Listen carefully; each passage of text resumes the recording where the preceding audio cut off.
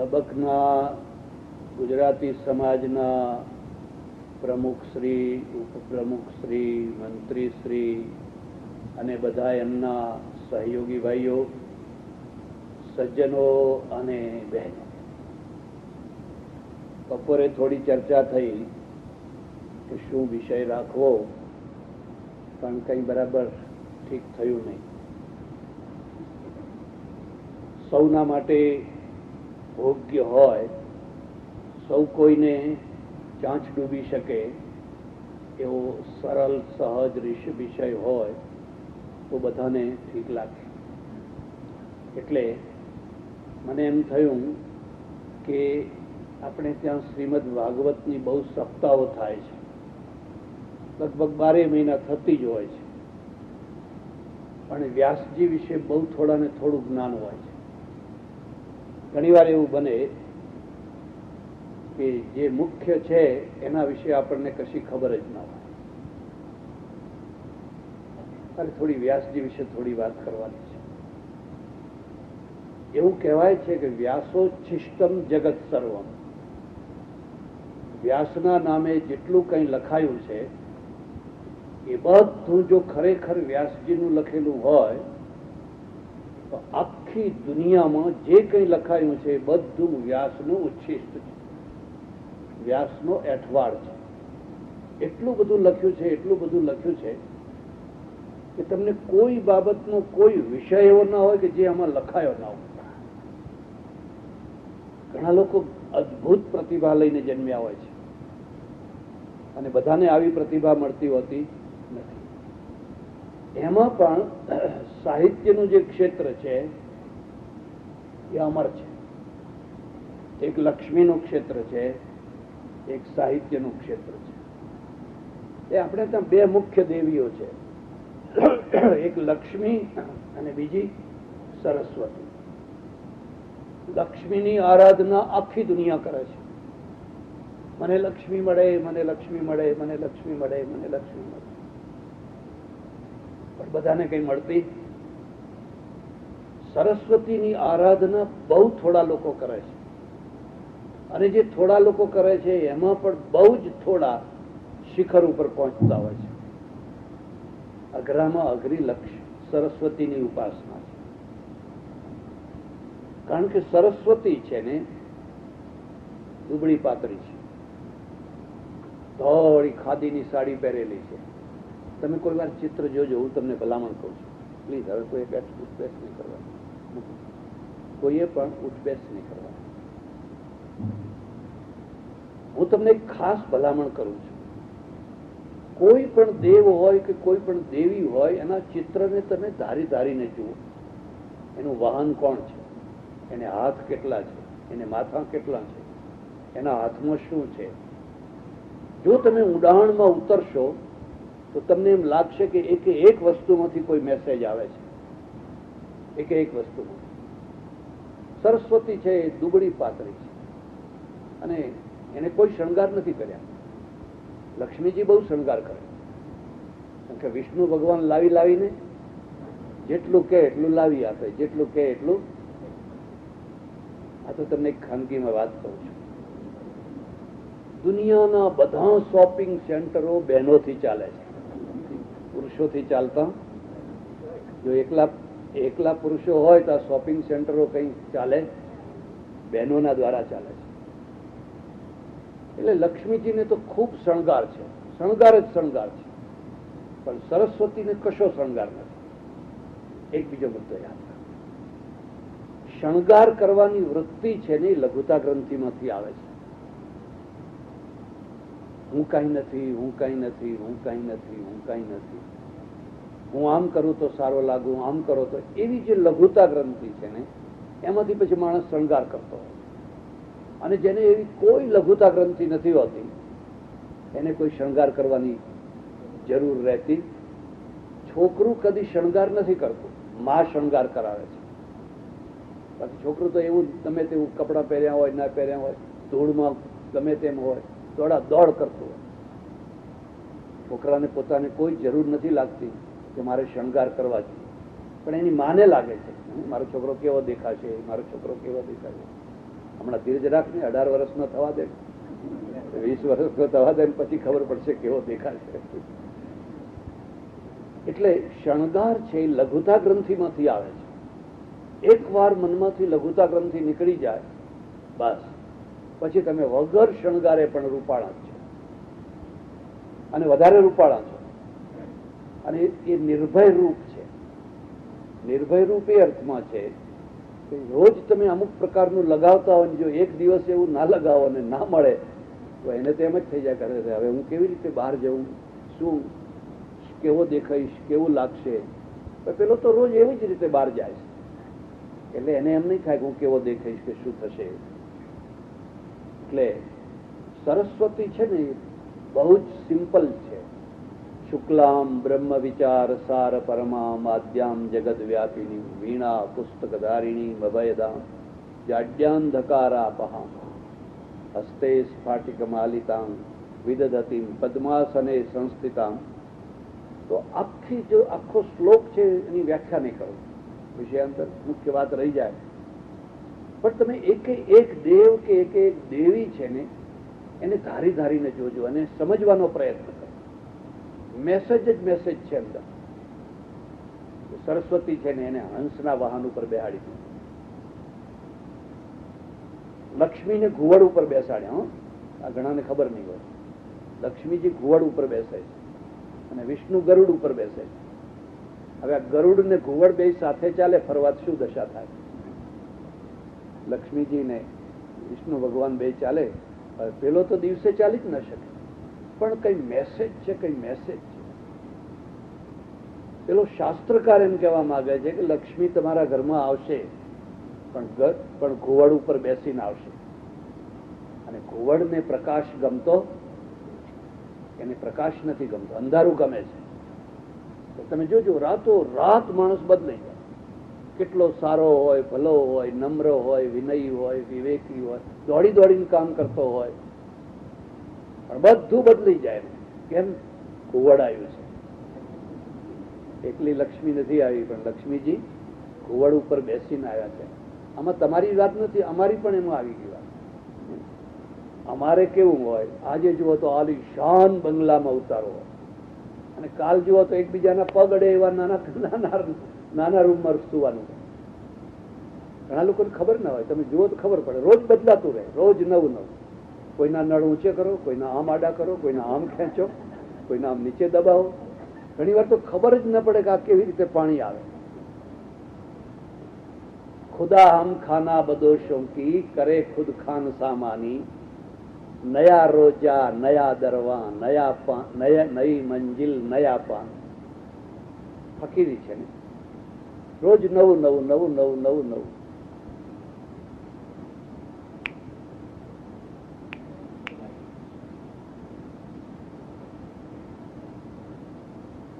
એટલે તમને મેસેજ જ મેસેજ મળે. તો વિષ્ણુ અને લક્ષ્મીજી બે સાથે ફરવા નીકળે શું દશા થાય? એક મર્સિડીઝમાં બેસે અને એક સ્કૂટરમાં બેસે તો બેનો સાથ કેવી રીતે ચાલે? સરસ્વતી છે ને હંસ ઉપર બેસે છે, શ્વેત હંસ ઉપર. અને એમ બતાવવા માટે કે આ દૂધનું દૂધ અને પાણીનું પાણી જે અલગ કરે એનું નામ જ સરસ્વતી કહેવાય. અને એ જ અમર થાય, એ જ સરસ્વતી અમર થાય. અને એવી સરસ્વતી બધાને મળતી હોતી મળે સરસ્વતી. એના પાછળ 3 ભેદ કર્યા છે, બધાના 3 તત્વ. એટલે 9 થાય, 9 દુર્ગા થાય, નવરાત્રી થાય. લક્ષ્મીના 3 ભેદ, પાર્વતીના 3 ભેદ અને સરસ્વતીના પણ 3 ભેદ. એક તમારો ઉદ્ધાર કરનારી થઈ જાય ને એક વિનાશ કરનારી થઈ જાય. એક લક્ષ્મીથી તમે જગડુશા બનો, ભામાશા બનો, તમારો જય જયકાર થઈ જાય પેઢીઓ દર પેઢી સુધી. અને એ જ લક્ષ્મીથી તમે વિનાશ કરતા થઈ જાઓ. મારે તો એક સજ્જન આવ્યા, મેં કહ્યું ચાલો જમી લો. મને કે ના ના સ્વામીજી જમીને આવ્યા. ક્યાં જમ્યા? તમને ખબર હશે અમદાવાદમાં એક વિશાલા હોટલ છે, ખાટલા ને એવું બધું રાખે. તો મને કે ત્યાં ખીચડી ને એવું બધું ખાઈને આવ્યા. એટલે એની ઘરવાળી હતી ને તડુકી, એક ડીશના 150 રૂપિયા આપ્યા. એક ડીશના 150 રૂપિયા આપ્યા. મેં કહ્યું એટલા બધા ખીચડીના એટલા બધા, દૂધપાકના એટલા બધા ના થાય. મેં કહ્યું નક્કી તમે ખીચડીમાં ઇલાયચી ને એવું બધું નાખ્યું હશે, દાળ ને ચોખા નહીં નાખ્યા હોય. ના ના કે આપણી ખીચડી જેવી જ ખીચડી. તો પછી આ 150 રૂપિયા આપ્યા છે ને? માણસની પાસે પૈસો છે અને એને વાપરતો આવડતો નથી, એટલે ગમે ત્યાં વાપરવો. પેલી ઘરવાળી મને કહે છે કે હું રોજ ખીચડી ખવડાવું છું, પણ મને કોઈ દિવસ 25 રૂપિયા નથી આપતા, અને ત્યાં જઈને 150 રૂપિયા આપી આવે. માણસને એક ચડ ઉપડતી હોય છે, યાદ રાખજો. પૈસો બરબાદ કરવાની પણ એક ચડ ઉપડતી હોય છે. બસ એના હાથમાં આવે ને એટલે વાપરો, ફેંકો ફેંકો, બીજી વાત. આમાં ચડ શબ્દ વાપરેલો છે. જેમ ધાધર હોય, દરાજ હોય ને, એમ ખણ ખણ ખણ ખણ કરે. એવી રીતે ઘણા માણસો તમે જોજો તો એમને ઝઘડા કરવાની ચડ ઉપડે. રોજ ઝઘડા કરે, રોજ ઝઘડા કરે, રોજ ઝઘડા કરે. કોઈ ના મળે તો છેવટે બાવળિયા સાથે જઈને ઝઘડો કરી આવે. આ દિવસ ખાલી જવો જોઈએ. ઘણા માણસોને ખટપટ કરવાની ચડ ઉપડી હોય, ખટપટ જ કર્યા કરે, પોતાનો સ્વભાવ છે. એટલે સરસ્વતી છે તો બિલકુલ શુભ્ર વસ્ત્ર અને બિલકુલ સાદી છે તો દૂધનું દૂધ અને પાણીનું પાણી. જો સરસ્વતી ન હોય દુનિયામાં તો સત્ય રહે ક્યાં? સત્યને શોધે કોણ? એક માણસ કહે છે મારે સત્ય જાણવું છે, સત્ય જાણવું છે, હું સત્યની શોધ કરવા માટે નીકળ્યો છું. પણ પ્રશ્ન પહેલો એ છે કે તારી પાસે સરસ્વતી છે? સરસ્વતી હોય તો જ સત્યનું શોધન થઈ શકે, નહીં તો કઈ સત્યનું શોધન થઈ શકે? એટલે આખું એનું રૂપ બતાવ્યું, એવું બનાવ્યું છે સરસ મજા. એટલે એક સરસ્વતીનો ઉપાસક, એક લક્ષ્મીનો ઉપાસક. લક્ષ્મીના ઉપાસક કોઈ બિરલા, ટાટા, ફલાણા, અંબાણી, એ તે બધા લક્ષ્મીના ઉપાસક. અને સરસ્વતીના ઉપાસક છે વ્યાસ, વશિષ્ઠ, કણાદ, કપિલ, ગૌતમ, શેક્સપિયર, કાલિદાસ, આઈન્સ્ટાઈન, આ બધા સરસ્વતીના ઉપાસક. પેલા જે લક્ષ્મીના ઉપાસક છે ને એ ચિરંજીવી નથી હોતા, બહુ જલ્દી એમનું નામ ભૂસાઈ જતું હોય. કેટલાય કરોડાધિપતિઓ થયા ને કેટલાય મરી ગયા, કોઈ કોઈ કોઈ યાદ કરતું. પણ પેલો જે સરસ્વતીનો ઉપાસક છે ને એને કાળ મારી નથી શકતો. એ કાળ જય છે, કાળ ઉપર વિજય કરનાર છે. આટલા વર્ષો પછી પણ વ્યાસ જીવિત છે, કાલિદાસ જીવિત છે. કાલિદાસ ભલે નહીં, શેક્સપિયર જીવિત છે, કારણ કે સરસ્વતીની ઉપાસના કરી છે. અને સરસ્વતીની ઉપાસના કરવા માટેની પૂર્વ અને પહેલી ને અનિવાર્ય શરત છે પોતાનો અંગૂઠો ચૂસીને જીવવાનો, પોતાનો જ અંગૂઠો ચૂસવાનો. એટલે સરસ્વતી દુબળી પાતળી છે. લક્ષ્મીજી દુબળા પાતળા હોય. ફ્રીજમાં બધું બટર જ બટર છે. ઓહો, આખો દિવસ જેટલું ખાવું એટલું ખાવું. જ્યુસના કેન ભર્યા છે, બટર છે, બ્રેડ છે, ફલાણ. અને વિષ્ણુ ભગવાન છે એ મટલ ઉપર ગયા છે કે સ્ટોર ઉપર ગયા છે. એમને ડાયાબિટીસ છે, એમને કિડની છે, એમને ફલાણું છે, એમને ફલાણું છે. એ તો ખાલી ખાખરા ખાઈને જીવે છે. મગનું પાણી ને ખાખરા, એ ખાખરા ખાઈને જીવે છે. આ પણ એક દુનિયાની બહુ મોટી કરુણા છે. જયારે ઘરમાં ખાવાનું નથી હોતું ને ત્યારે બહુ ભૂખ લાગે. ધનક્ષયે દીપ્યતિ જાઠરાગ્નિ, જાણ છે. જયારે ઘરમાં કશું પૈસો ના રહે એટલે જઠરાગ્નિ એકદમ તેજ થઈ જાય. અને જ્યાં ઘરમાં પૈસો આવ્યો ને જઠરાગ્નિ મંદ. હવે ભૂખ જ નથી લાગતી, હવે ભૂખ જ નથી લાગતી. મોટામાં મોટો પ્રશ્ન છે. ભોજ્યમ ભોગ શક્તિશ્ચ નાલ્પસ્ય તપસા ફલમ, ચાણક્ય. એક જ જગ્યાએ ભોજ્ય પદાર્થો અને ભોજ્ય પદાર્થોને ભોગવવાની શક્તિ બહુ કોઈ મોટું તપસ્વી હોય એને જ મળે. બધાને આ મળતું હતું. બાકી ખાવાના બધા ઢગલા છે તો ખવાતું નથી, અને કકડીને ભૂખ લાગી છે તો કશું ખાવાનું નથી. બે જુદું જુદું. એટલે સરસ્વતી છે એની પણ એક પરંપરા છે, લક્ષ્મીની પણ પરંપરા છે, અને પાર્વતીની પણ પરંપરા છે. એ સરસ્વતીની પરંપરામાં આપણે ત્યાં જે ઋષિઓ, મુનિઓ, મહાપુરુષો વગેરે વગેરે વગેરે બધા થયા, એમાં સૌથી મોટામાં મોટું કોઈ પ્રતિભાશાળી તત્વ હોય તો એનું નામ છે વ્યાસ. એ વ્યાસ છે. અને વ્યાસના જીવનની મારે બધી વાતો તમને નથી કહેવી, માત્ર થોડીક પાછલી જિંદગીની કહેવી છે. અને હું જોઉં છું મોટા ભાગે પાછલી જિંદગી વાળા જ બેઠા છે. બરાબર છે. આપણે બધા ફરિયાદ કરીએ છીએ છોકરાઓને શીખવાડો, છોકરાઓને આ તો સારું છે, પણ છોકરાઓ કહે છે આ વૃદ્ધોને સમજાવો ને અમારું લોહી પી જાય છે, અમને ક્યાંય જવા નથી દેતા, અમને કશું કરવા નથી દેતા. એ આમની ફરિયાદ કરે છે ને આ એમની ફરિયાદ કરે છે. સહન તો વૃદ્ધોએ જ કરવાનું છે, સમાધાન તો વૃદ્ધોએ જ કરવાનું છે, નમતું તો વૃદ્ધોએ જ જોખવાનું છે. જો પોતાનું ઘર પરિવાર સાચવવો હોય તો તમે કડક થશો તો તૂટી જશે, અને પેલા કડક થશે અને જો તમે નમતું જોખશો તો બચી જશે. અને વૃદ્ધોએ જેનામાં ડાપણ હોય એ નમતું જોખે. ઘરમાં સાસુ હોય કે વહુ હોય, જેનામાં વધારે ડાપણ હોય એ તરત જ નમતું જોખે, અને નમતું જોખે તો ઘર બચી જાય. જો બે કડક થઈ જાય ને અક્કડ થઈ જાય તો ઘરને તૂટતા વાર લાગે, પતિ પત્નીના સંબંધોને તૂટતા પણ વાર લાગે. એટલે સૌથી વધારે મહત્વની જિંદગી છે ને પાછલી જિંદગી છે. પાછલી જિંદગીના પ્રશ્નો બહુ ભયંકર પ્રશ્નો, જે શરૂઆતના બાલ્યાવસ્થાના પ્રશ્નો છે એ સામાન્ય, અને એના મા બાપ સોલ્વ કરી આપે.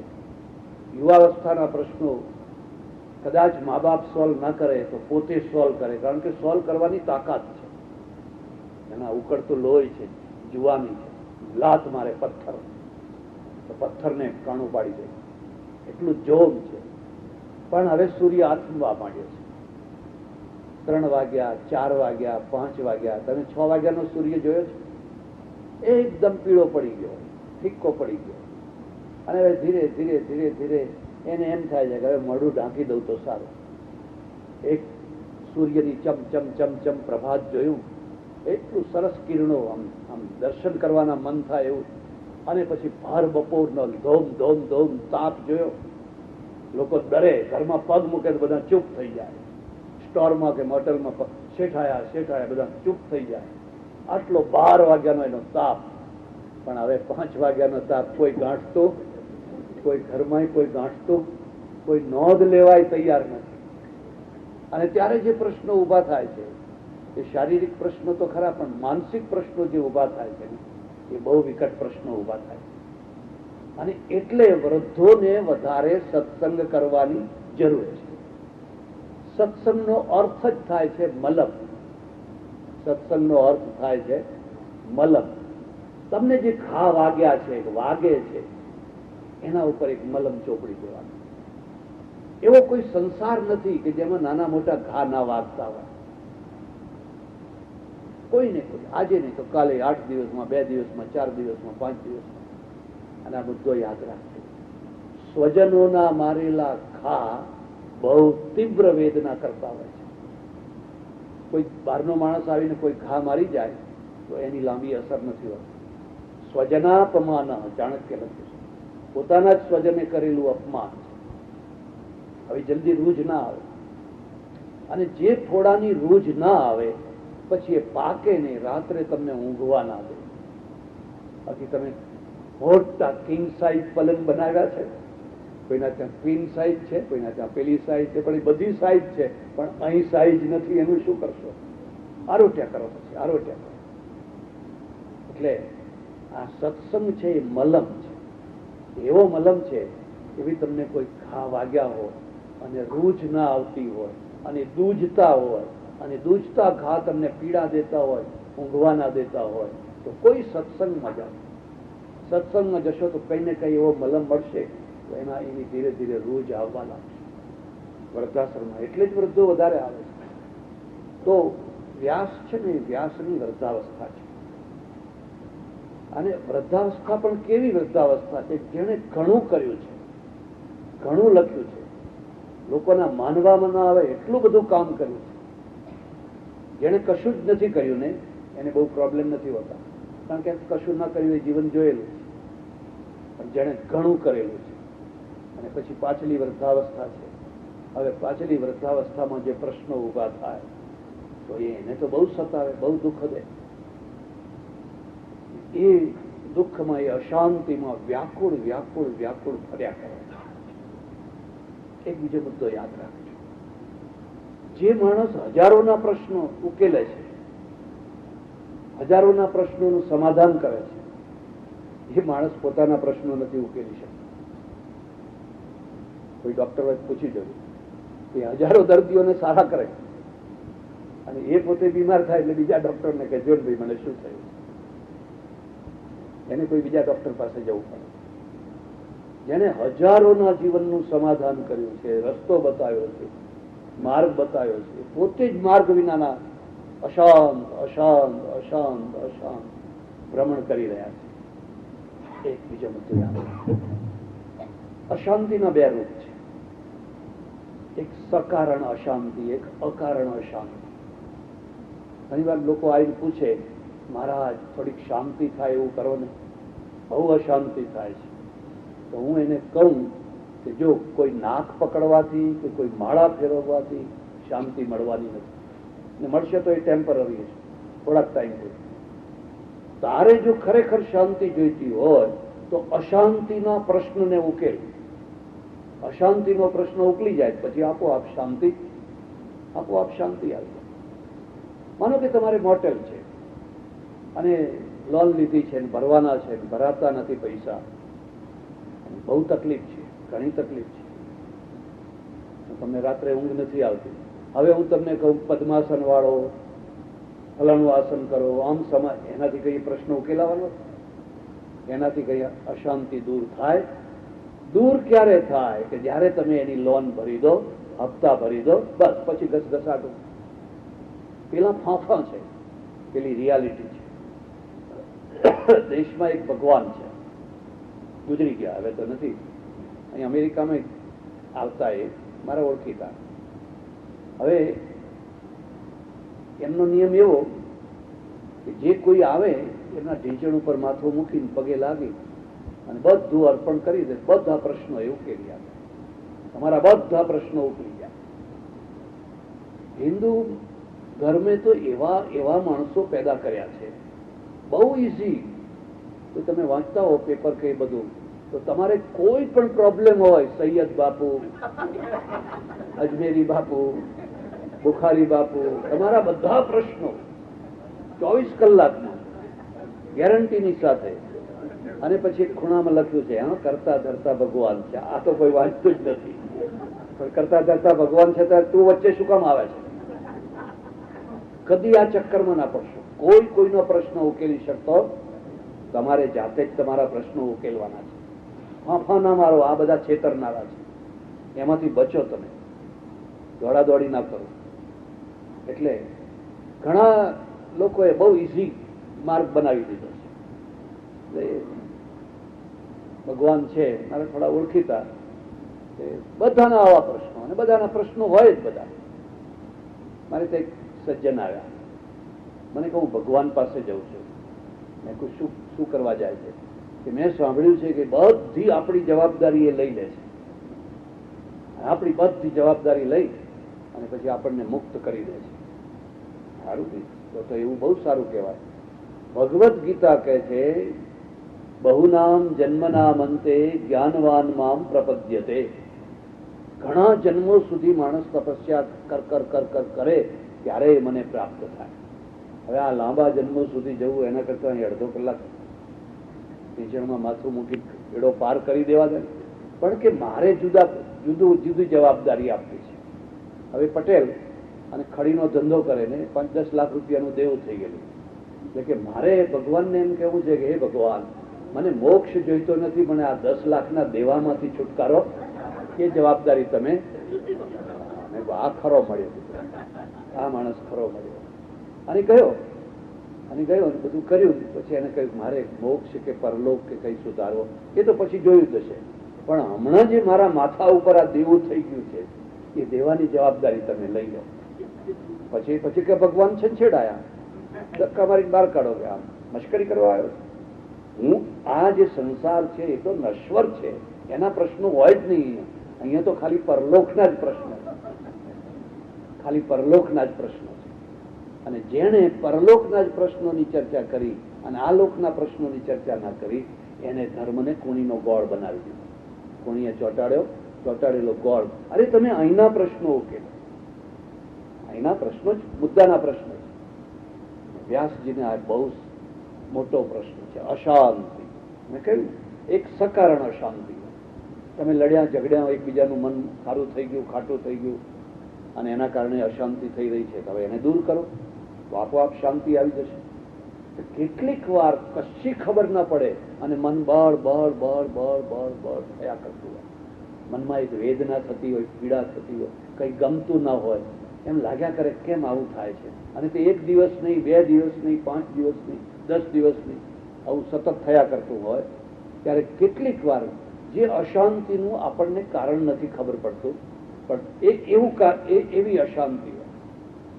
અને આ વ્યાસજી છે ને અશાંતિમાં ને અશાંતિમાં ફરી રહ્યા છે. જ્યાં જાય ત્યાં લોકો આવો આવો મહારાજ. કેટલો મોટો સમર્થ ઋષિ છે. લોકો ધન્ય ધન્ય થઈ જાય છે. લોકોને ખબર નથી કે એના અંદર એક નિભાડો, એક હોળી ભડક ભડક ભડક ભડક ભડક થઈ રહી છે. લોકોને ખબર નથી પડતી. એક બીજો મુદ્દો યાદ રાખો. તમે મોટાઈની અમુક કક્ષાએ પહોંચો ને પછી નિખાલસ ના થઈ શકો, પછી બધી વાતો ના કરી શકો. જ્યાં સુધી નાના હો ને, નાના છોકરા ભેગા થાય બધું બોલી નાખે. તમે છોકરાને એમ કહો કે ખબરદાર જો આ કોઈને વાત કહેવાની નહીં, તો છોકરું કીધા વિના રહે. એ તો નિખાલસ જઈને બોલી આવે. પેલો ઉઘરાણી કરવા આવ્યો અને એને કહ્યું કે ફલાણા ભાઈ છે, ધીરુભાઈ ઘરમાં છે. એટલે પેલા ધીરુભાઈએ છોકરાને કહ્યું જ્યાં મારા પપ્પા ઘરમાં નથી. કયા એટલે બહાર જઈને કહે છે મારા પપ્પાએ કહ્યું છે કે એમ કે મારા પપ્પા ઘરમાં નથી. એને બિચારાને ખબર નથી કે આવું ના બોલાય.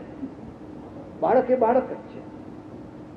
પણ જ્યાં તમારી પ્રૌઢાવસ્થા આવી અને પછી તમારે એટલું દબાવવાનું, બધા આગળ વાત ના કરાય. લેવલ જોવું, લેવલ ના હોય તો કોના આગળ વાત કરવી. વાત કરવાની પણ એક જગ્યા મળવી મુશ્કેલ હોય છે. અને એટલા જ માટે એક બીજી વાત પણ તમને કહી દઉં. તમે કદી પણ રિસર્ચ કર્યું પુરુષોને વધારે એટેક આવે છે, બહેનોને વધારે એટેક આવે છે? પુરુષોને, બહેનો ના આવે. પુરુષોને એટેક વધારે આવે.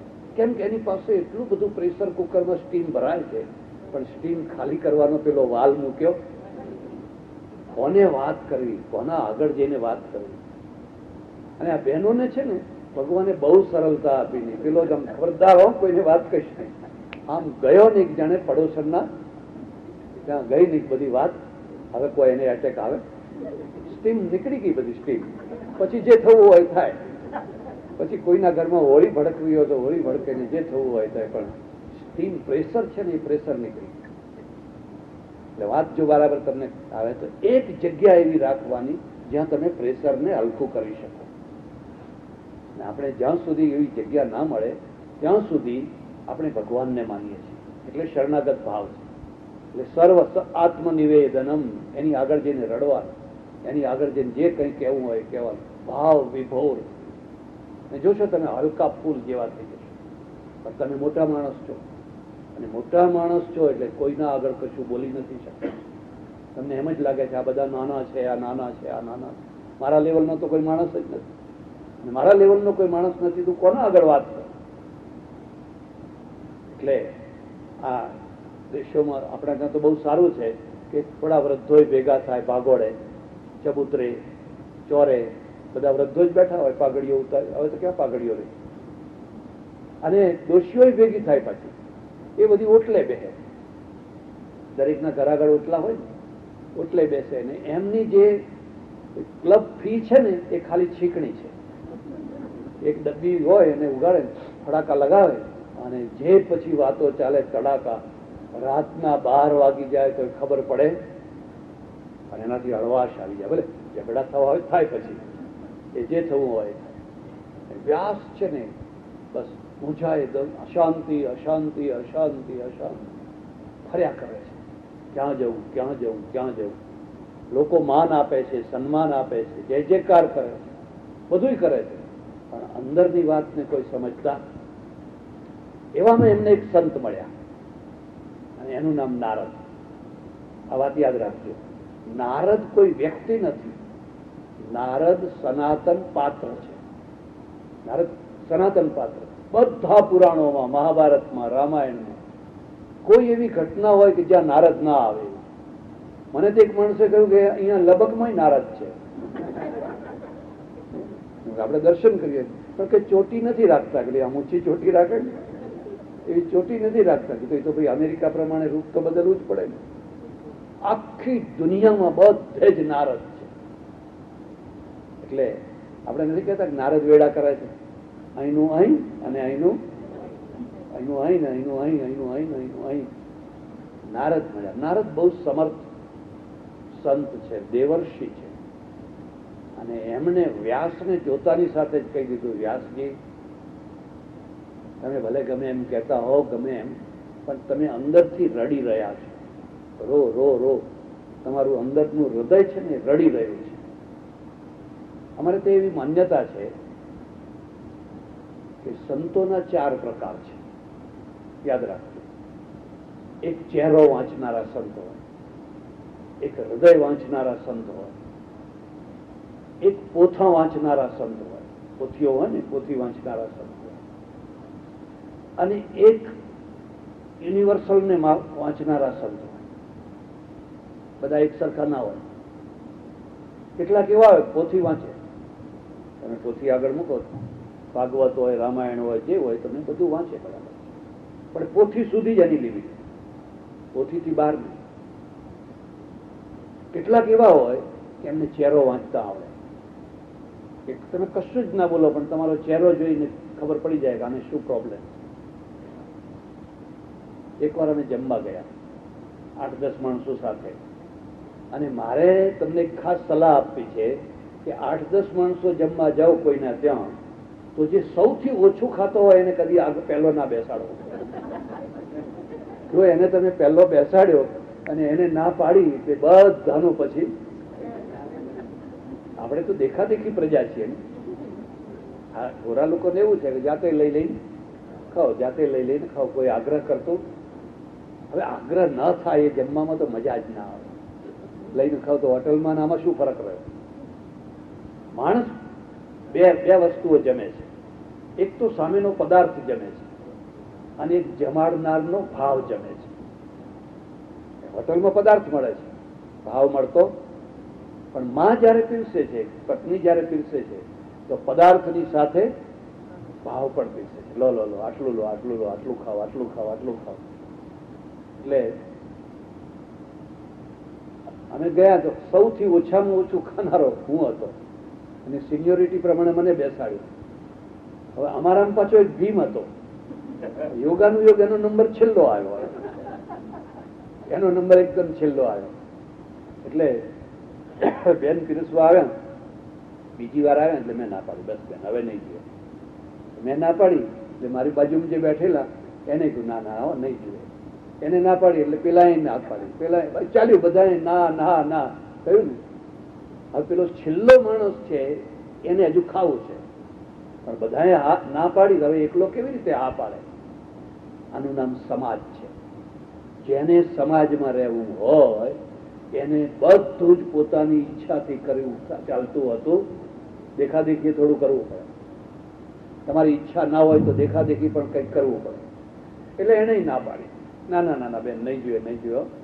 પણ પેલી બેને ફાટ દઈને 4 રોટલી મૂકી દીધી, 4 રોટલી મૂકી દીધી, અને એને એ ખાઈ ગયો.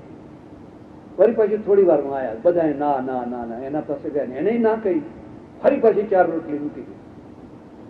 એટલે મેં કહ્યું, અરે બેન તું કેવી છે, એ ના પાડે છે અને છતાં તું વારંવાર એને રોટલી આપ કરે છે. મને કે સ્વામીજી તમને ખબર નથી, એ હજુ ભૂખ્યા છે, હજુ મારે બીજી 4 આપવાની છે. કેમ, તને કેવી રીતે ખબર પડી? મને કે તમે બધા ધરાઈ ગયા છો, પણ એ હજુ ભૂખ્યા છે. કેવી રીતે ખબર પડી? મને કે ચહેરા ઉપરથી ખબર પડી. ઓહો, હું પોથા વાંચું છું ને આ ચહેરા વાંચે છે. મને હજુ ચહેરા વાંચતા આવડતા, આ ચહેરા વાંચે છે. તો એની કક્ષા ઊંચી છે. કેટલાક લોકોમાં ખાસિયત હોય. તમારે આંગણે કોઈ માણસ આવ્યો છે અને તમે ચહેરા ઉપરથી ખબર પડી જાય કે આ કંઈક પૈસા લેવા આવ્યો છે, દુઃખી છે, લાચાર છે, કંઈક માગવા માટે આવ્યો છે. તમને ખબર ના પડે તો તમે એનું દુઃખનું નિવારણ ના કરી શકો. પણ કેટલાક લોકો છે ને એ હૃદય વાંચે. સમર્થ લોકો હોય એ અંદરનું દુઃખ કે સુખ ઉપર ના આવવા દે. ચહેરો બહુ હસતો રાખે, અંદર દુઃખી હોય. ઘણી વાર અંદર સુખી હોય ને ચહેરો રડતો રાખે. એક સ્ત્રી છે ને એટલું રડે છે, એટલું રડે છે, એટલું રડે છે, લોકો છાના રાખે છે તો છાની રહેતી નથી,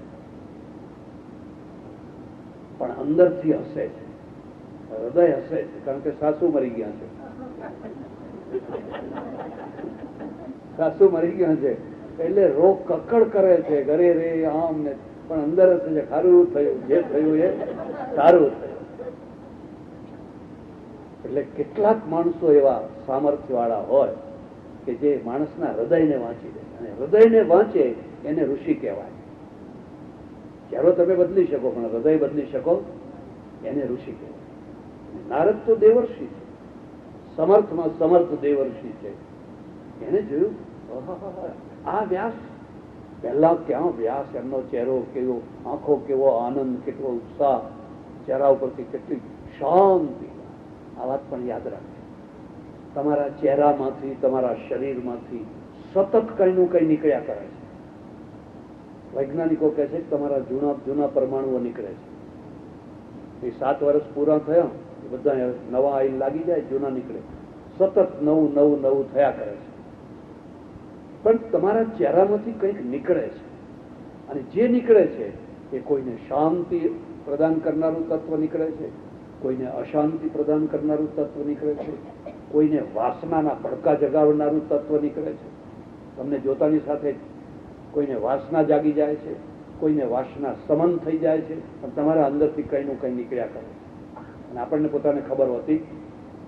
એટલે પેલો નારદ છે ને, નારદ કે છે આ વ્યાસ કેવા વ્યાસ હતા, ને અત્યારે જુઓ ચહેરો કેવો મ્લાન ને ગ્લાની ને ફિક્કો ને વેદના, પીડા પીડા પીડા પીડા પીડા. એટલે નારદે કહ્યું, વ્યાસજી તમે દુઃખી છો, તમારું હૃદય રડે છે ને તમે અંદરથી દુઃખી છો. કંઈક કારણ છે, કારણ તમે જાણો, પણ તમે દુઃખી છો. અને વ્યાસને લાગ્યું કે ઓહો, આટલા વર્ષો પછી એક ખરો નિદાન કરનારો મને વૈદ્ય મળ્યો. જેમ બાહ્ય જગત છે એનો વૈદ્ય છે, એનો ડોક્ટર છે, એમ આંતર જગતનો પણ વૈદ્ય હોય છે. બહાર જગત, બહારનું જગત છે એનો ડોક્ટર હોય, એના બધા ઘણા મશીનો, આ કરો, આ ફલાણું કરો, એક્સરે કરો, ફલાણું કરો, બધું બરાબર છે. પણ એક અંતર જગત છે, અને અંતર જગતની પણ બહુ મોટી દુનિયા છે, એનો પણ વૈદ્ય છે. આ માણસ મને મળ્યો. ને વ્યાસની આંખમાં આંસુ આવી ગયા. ઓહો, આટલા વર્ષો પછી મને જાણનાર, મને સમજનાર કોઈ માણસ મળ્યો. એને કહ્યું, નારદ ખરી વાત છે, હું બહુ દુઃખી છું. એક બીજો મુદ્દો યાદ રાખ, પ્રત્યક્ષ દુઃખ છે ને એટલું ભયંકર નથી જેટલું ગુપ્ત દુઃખ છે. ઉપર સરસ આલિશાન બંગલો છે, તમે આમ સારા છો, ઘરમાં અહીં સોનું પહેર્યું છે, અહીં સોનું પહેર્યું છે, બધું છે, ઉપર તો ક્યાંય દુઃખ દેખાતું જ નથી, પણ અંદરનું એક ગુપ્ત દુઃખ છે. અને ગુપ્ત દુઃખ છે ને એ બહુ ભયંકર છે, બહુ દુઃખદાયી છે. એ કોણ દૂર કરે? એટલે વ્યાસની આંખમાં આંસુ આવી ગયા. ખરેખર નારદ, તમે મને પારખી ગયા, તમે મને ઓળખી ગયા. હું અંદરથી બહુ દુઃખી છું, અને મને સમજાતું નથી કે હું કેમ દુઃખી છું. મને એનું કારણ નથી સમજાતું. એક વાત યાદ રાખજો, કથા એ કહેવાય જેમાં એક વ્યક્તિની કથા ચાલતી હોય અને હજારોમાં ઘટતી હોય. જેમાં કોઈને કશું ઘટતું જ ના આવે તેને કથા કહેવાય. વ્યાસ થઈ ગયા, વ્યાસને આપણે શું લેવા દેવા અત્યારે. પણ વ્યાસ છે એ નિમિત્ત છે, એ માધ્યમ છે. એ નિમિત્ત અને માધ્યમના દ્વારા હજારોના પ્રશ્નોને ઉકેલવા છે, હજારોના પ્રશ્નોને પ્રસ્તુતિ કરવી છે. એટલે વ્યાસે કહ્યું, વાત સાચી છે. ઓહો, મેં કેટલું લખ્યું, 18 મહાપુરાણ, 18 ઉપપુરાણ, બ્રહ્મસૂત્ર, ગીતા, મહાભારત. ઓહો, વ્યાસોચ્છિષ્ટમ જગત સર્વ. અને છતાં હું પોતે અશાંત, હું પોતે અશાંત.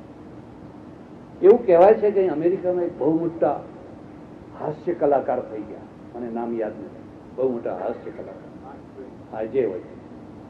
અને એ પોતે પાછલી જિંદગીમાં ઉતરેલા ચહેરે સમુદ્રના કિનારે જઈને બેસી રહીને ગુમસુમ. એટલે એક માણસે જેની સલાહ આપી કે તમે રોજ પેલા હાસ્ય કલાકાર પાસે જાઓ તો આ તમારી બધી ઉદાસીનતા બધી દૂર થઈ જાય. પેલા એ કહ્યું, એ કલાકાર હું જ છું. હું દુનિયાને તો હસાવું છું, પણ મારી જાતને હું હસાવી શકતો. દુનિયાને તો હું ખડખડાટ હસાવું છું, પણ મારી પોતાની જાતને હું હસાવી નથી શકતો. વિદ્વાનોની આ દશા છે. એટલે નારદે કહ્યું, નારદને પૂછ્યું, હવે મને બતાવો કે મારે શું કરવું, હું શું કરું તો મારી આ વૃદ્ધાવસ્થાની જે અશાંતિ છે, અને સૌથી મોટી અશાંતિ છે એ વેક્યુમ છે, ખાલીપણું છે. તમારા અંદર વેક્યુમ થઈ ગયું છે. તમને કોઈ જગ્યાએ કંઈ પોતાનું લાગતું જ નથી. તમારું હૃદય ખાલી છે, મગજ ખાલી છે, જાણે બધું જીવન ખાલી થઈ ગયું છે. ખાલીપણું બહુ મોટો ત્રાસ છે. તો તમે મને કોઈ રસ્તો બતાવો. એક બીજો મુદ્દો યાદ રાખજો. અમેરિકામાં તો બહુ સારું છે. બહુ સારું એટલા માટે કે તું જેટ લઈ લીધું, કોઈને કંઈ પૂછવાની જરૂર. જો તમારે પાસે પૂરું નોલેજ હોય તો લબકમાં કઈ સ્ટ્રીટમાં કઈ જગ્યાએ જવું એ પેલું એટલું ઝેડ જોયા કરો ને, ગાડી હાકે રાખો. પણ જિંદગીમાં એટલું ઝેડ હજુ કોઈએ બનાવ્યું? હજુ સુધી કોઈએ એટલું ઝેડના નકશા બનાવ્યા નથી કે આપણે લઈ લીધા. કોઈ આપણા કરતા વધારે જાણકાર હોય, વધારે સમર્થ હોય, એની પાસેથી રસ્તો જોવાનો. એને ભૂમિયા કહેવામાં આવે. મને રસ્તો બતાવો. હું થાકી ગયો છું, હું હારી ગયો છું. મોટો માણસ છે ને પાછલી જિંદગીમાં હારે. કૃષ્ણે પાછલી જિંદગીમાં હાર્યા હતા. આખી જિંદગી વિજય જ વિજય. તમે બચપણથી જે લીલાઓ છે, આ અસુરને માર્યો, પેલા અસુરને માર્યો, ફલાણાને માર્યો, કંસને માર્યો, કુરુક્ષેત્રનો વિજય પ્રાપ્ત કર્યો, બધું કર્યું, પણ દ્વારકામાં હારી ગયા. દ્વારકાના યાદવોને ના જીતી શક્યા. ઘરના જ માણસો હરાવી. અને એને કેટલી વેદના હશે કે સોનાની ભરેલી દ્વારકા અને આટલું મોટું વિશાળ કુટુંબ એ બધું છોડી અને એકલા નીકળી પડ્યા હશે તો કેટલું દુઃખ હશે ત્યારે નીકળી પડ્યા હશે. માણસને ઘર છોડવું સારું નથી લાગતું. કોઈને સારું. તમે બહાર જાઓ ને, કોઈના મહેલમાં જઈને ઉતરો ને, પણ તમારા સામાન્ય મકાનમાં જે તમને સુખ અને શાંતિ મળે એ રાજાના મહેલમાં પણ મળે. ત્યાં તમને પરાધીનતા લાગે, આમ અંદરથી એક પ્રકારનો ભય લાગે. અને પોતાના ઘરમાં એક બાદશાહ, ભલે ને ગમે તેવો બાથરૂમ હોય, ગમે તેવો એ હોય, તો પણ માણસને જ્યારે કેટલી વેદના થતી હશે ત્યારે એ ઘર છોડતો હશે. એટલે હું તમને એક ખાસ ભલામણ કરું છું કે આવા કોઈ દુઃખી થયેલા માણસો છે ને, એના પ્રત્યે હમદર્દી રાખવાની. કોઈ આત્મહત્યા કરવા નીકળ્યો હોય એના પ્રત્યે હમદર્દી રાખવાની. એ કઈ નાદાન માણસ નથી. એને કેટલું ટેન્શન હશે, કેટલો બોજ હશે, કેટલો ભાર હશે, ત્યારે એ માણસ આ કક્ષાએ પહોંચ્યો હશે. એના પ્રત્યે ઘૃણા નહીં કરવાની. એને બને તો અણી ચૂક્યું 100 વર્ષ એને મદદ કરવાની, એને નવું જીવન આપવાનું. આવું થતું હોય ઘણી વાર. એટલે નારદે કહ્યું કે હા, હું તમને રસ્તો બતાવું. તમે ઘણું લખ્યું છે, પણ જ્ઞાન જ્ઞાન જ્ઞાન જ્ઞાન જ્ઞાન. બ્રહ્મસૂત્રમાં કઈ જ્ઞાનની ચર્ચા છે. પરમાત્માની, આત્માની, પરમાત્માની, ગીતામાં, મહાભારતમાં, રામાયણ, બધે જ્ઞાન જ જ્ઞાન. અને મહાભારતમાં તો લડાઈ જ લડાઈ, યુદ્ધ ને યુદ્ધ જ છે. તો હવે તમે પરમેશ્વરને પ્રેમરૂપ માનીને પ્રેમ લક્ષણા ભક્તિ કરો. આ પરાકાષ્ઠા બતાવી છે. પ્રેમરૂપ માનીને પછી પ્રેમ લક્ષણા ભક્તિ કરો. એક સૂત્ર મળી ગયું, એક દિશા મળી ગઈ. તમારી પાસે ઘણું છે પણ દિશા નથી. અને જેમાંથી દિશા મળે એને દીક્ષા કહેવાય. કાન ફૂંકાવાનું નામ દીક્ષા નહીં, એ ઘેટા દીક્ષા છે. એનું નામ દીક્ષા નહીં, પણ જેમાંથી તમને જીવનની દિશા મળે એનું નામ દીક્ષા છે. તમને કદાચ નામ સાંભળ્યું હશે, એક રણછોડદાસજી મહારાજ થયા આપણા ગુજરાતમાં. રણછોડદાસજી મહારાજ થયા, બહુ સમર્થ અને બહુ પ્રસિદ્ધ માણસ. મફત ગગ્ગલ મિલના માલિક મોટા. એમના દીકરા અરવિંદભાઈ છે, પટેલ છે. એ એમની પાસે દર્શન કરવા ગયા અને કહ્યું કે મને કંઈક આશીર્વાદ આપો, મને કંઈક જીવનની પ્રેરણા આપો. એમના કુટિયામાં ગયા અને બે વસ્તુઓ લઈ આવ્યા. એક કળછી લઈ આવ્યા અને એક ઝાડુ લઈ આવ્યા. એ લઈને કે લે આ આશીર્વાદ.